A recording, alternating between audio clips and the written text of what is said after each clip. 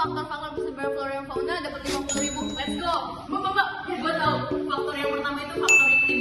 Faktor yang itu pasti berkaitan sama suhu dan udara di suatu wilayah. Ada unsur temperatur. Suhu di permukaan bumi itu pasti beda-beda. Yang mempengaruhinya itu ada lintang suatu wilayah, ketinggian suatu wilayah, sudut datang matahari, jenis daratan, kondisi awan, dan vegetasi. Contohnya itu ada bibit di iklim dingin. Terus yang kedua itu ada kelembapan udara. Kelembapan udara dapat dibagi menjadi 4 kelompok.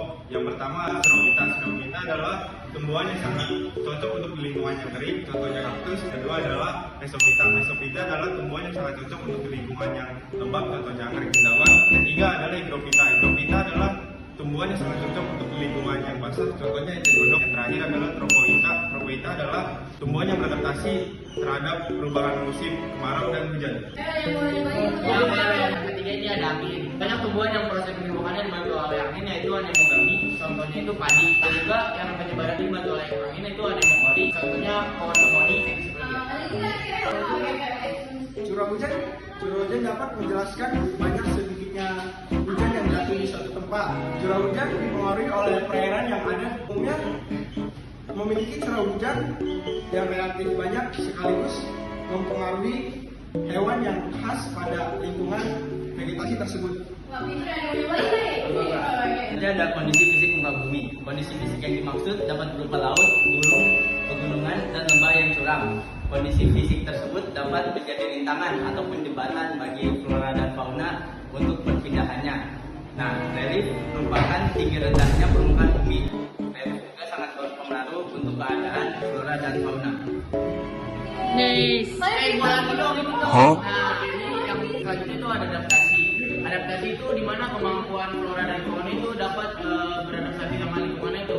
Yang pertama adaptasi morfologi yang menyesuaikan bentuk tubuh untuk kelangsungan hidupnya. Contohnya itu elang yang mempunyai paruh yang tajam untuk memangsa. Yang kedua ada fisiologi yang menyesuaikan fungsi fisiologi tubuh untuk mempertahankan hidupnya. Contohnya cumi-cumi yang mempunyai kantong tinta yang bersih cairan hitam untuk menyerang predatornya. Yang terakhir itu ada adaptasi tingkah akibat laku, merupakan adaptasi untuk berpura-pura mati. Contohnya tupai. Oke. Ini kalian pinter banget ini. Kami betul-betul ya. Karena aku tambah ya guys 50.000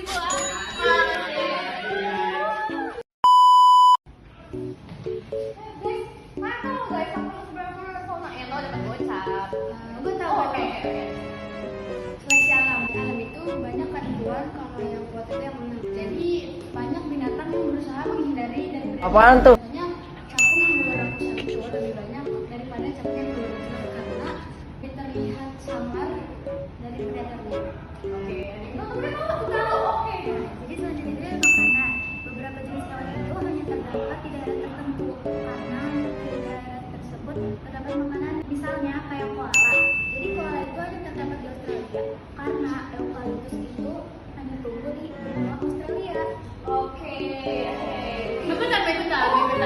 Boleh banget. Nah, yang selanjutnya ini setahu aku itu ke apa? Ayo, kita lagi ya. Ayo. Apa ya? Oh, persekutuan hidup. Ya, persekutuan hidup itu terbagi menjadi 3 jenis persekutuan hidup. Yang pertama itu mutualisme. Mutualisme itu yang saling menguntungkan satu sama lain. Nah, begitu komensalisme. Komensalisme itu pihak yang satunya diuntungin tapi nggak merugikan pihak yang lain. Kalau parasitisme itu dia satunya untung tapi yang satunya rugi gitu. Nah, contohnya itu tumbuhan Aconicus itu di Amerika Utara. Dia itu penyerbukannya itu bergantung sama lebah gitu loh, sama lebah tertentu sehingga penyebarannya hanya sejauh penyebaran lebah. Oke, kalian pintar banget. Dapat 50.000 dari saya. Ada sedikit tambahan dari saya, manusia juga adalah faktor yang sangat menentukan terhadap proses persebaran flora dan fauna.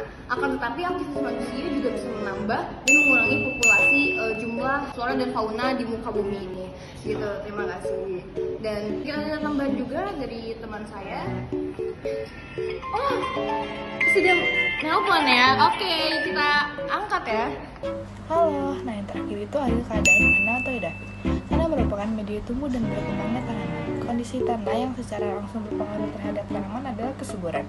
Tanah yang subur dapat ditumbuhi oleh bermacam-macam tumbuhan. Sedangkan tanah yang kurang subur membuat tumbuhan menjadi sulit berkembang atau bahkan tidak bisa ditanami sama sekali.